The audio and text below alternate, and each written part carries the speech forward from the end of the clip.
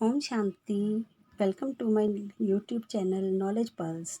मैं मंजू गुप्ता इस knowledge pulse channel के द्वारा अपने थॉट्स लिखकर आप सबके साथ शेयर करने जा रही हूँ, जो कि ईश्वरी महावाक्यों पर आधारित उसी परम शक्ति की देन है। प्लीज़ अगर आपको थोड़ा सा भी अच्छा लगे तो आप लाइक, शेयर एंड सब्सक्राइब ज़रूर करें। Thank you. Fourth topic, mystery of births. जन्मों के राज को जान पाना चाहे सहज नहीं है, पर आज तक सबके मुख से यही कहते सुना है कि मनुष्य जीवन अनमोल है। ये बड़ी ही मुश्किल से मिलता है।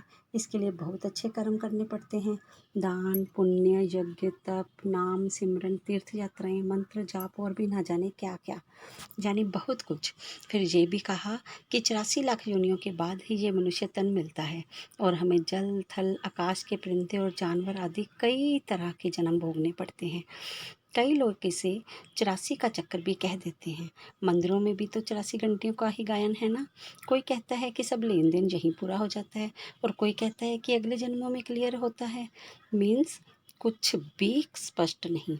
यहाँ ईश्वरी महावाक्य कहते हैं कि मनुष्य के कर्म शरीर छूटने के बाद भी साथ जाते हैं और उसके 84 लाख नहीं, सिर्फ 84 जन्म होते हैं, और वो भी मनुष्य योनि में ही। हमने देखा है कि कई बार एक ही समय में दो बच्चे इकट्ठे जन्म लेते हैं और एक का जन्म सड़क पर और एक का अमीर घर में होता है। अगर कर्म साथ नहीं चलते तो ऐसा किस आधार पर हुआ? ये एक सच चाहे कड़वा ही है, पर क्या हमें क्लियर नहीं कर रहा कि मनुष्य इस जहां से खाली हाथ नहीं जाता, बल्कि अपने कर्म और संस्कार की पोटली साथ ही लेकर जाता है। वाणी ये भी स्पष्ट करती है कि हमारे 84 लाख नहीं, सिर्फ 84 जन्म ही होते हैं और ये जन्म सिर्फ मनुष्य तन में ही होते हैं।